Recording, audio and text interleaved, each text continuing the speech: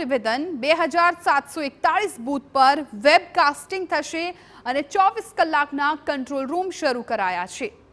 6 વાગ્યા બાદ પ્રચાર પર પ્રતિબંધ લાગશે। વાહન સહિતની મંજૂરીઓ છે એને રદ કરવામાં આવશે। જાહેર હોર્ડિંગ્સ તમામ જગ્યા પરથી ઉતારી લેવામાં આવશે। લોકોને અગવડ ન પડે તે માટે 200 મીટર વચ્ચે પાર્કિંગની વ્યવસ્થા કરવામાં આવશે। અલગ અલગ જગ્યા પર યોગ્ય ટ્રાફિક પોઈન્ટ ઊભા કરાયા છે। તમામ બૂથથી નજીક એટલે કે 100 થી 200 મીટરની વચ્ચે પાર્કિંગની વ્યવસ્થા કરવામાં આવેલી છે।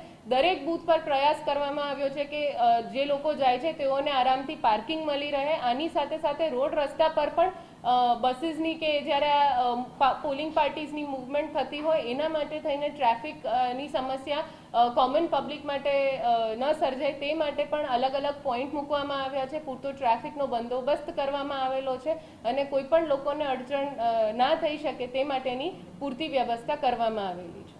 અમદાવાદ જે જિલ્લા વહીવટી તંત્ર છે તેમના દ્વારા શું વ્યવસ્થાઓ છે, 5 વાગ્યા પછી શું થઈ શકે શું ન થઈ શકે તેની જાણકારી સીધા જ જે નાયબ કલેક્ટર છે તેમની પાસે લઈશું। રિદ્ધિબેન, કયા પ્રકારે હવે જે ચૂંટણી પંચ છે વહીવટી તંત્ર છે તે કામ કરશે 5 વાગ્યા પછી? આજે સાંજે 6 વાગ્યા પછીથી તમામ પ્રચાર પ્રસાર બંધ કરી દેવામાં આવશે, જેના માટે થઈને જે વ્હીકલ પરમિશન, સભા સરઘસ, રેલીની પરમિશન છે તેવી કોઈ પણ પ્રકારની મંજૂરી આપવામાં નહીં આવે।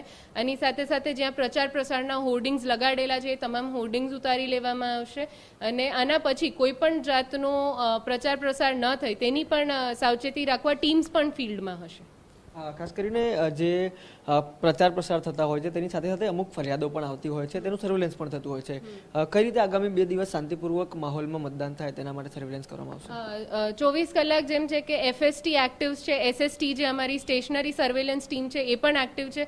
કોઈ પણ જાતની ફરિયાદ મળે તેના માટે જિલ્લાનો કંટ્રોલ રૂમ પણ ચાલુમાં છે। આની સાથે સાથે સી વિજિલ પણ આપણે જે છે એમાં પણ ફરિયાદોનું નિરાકરણ લાવવામાં આવે છે। અહીંયા જેમ આપ જોઈ રહ્યા છો તેમ MC પણ કાર્યરત છે, એટલે તમામ જગ્યાએ કોઈ પણ ગતિવિધિઓ પર બધી નજર રાખવામાં આવે છે। ક્યાંય આચારસંહિતાનું ઉલ્લંઘન થાય તો તેની પણ ચકાસણી કરવામાં આવે છે અને આવા કોઈ પણ પ્રકારના બનાવો ન બને તે માટેની સંપૂર્ણપણે તૈયારી અમે લોકોએ કરેલી છે। દરેક પોલિંગ સ્ટેશનની 100 મીટર અને 200 મીટરની એક લક્ષ્મણ રેખા અત્યારે દેખાઈ રહી છે, શું દર્શાવે છે?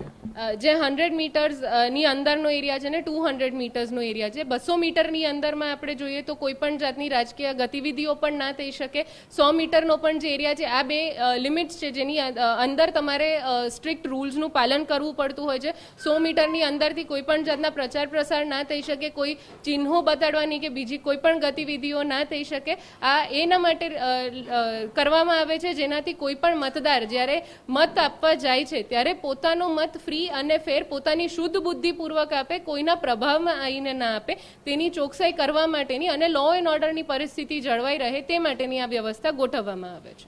ધન્યવાદ। આ હતા નાયબ કલેક્ટર, જેઓ જાણકારી આપી રહ્યા છે કે શાંત અને સલામત વાતાવરણમાં મતદાન થાય તે પ્રકારના પ્રયાસો હાલ થઈ રહ્યા છે। કેમેરા પર્સન મનીષ ત્રિવેદી સાથે રોનક વર્મા, TV9 અમદાવાદ।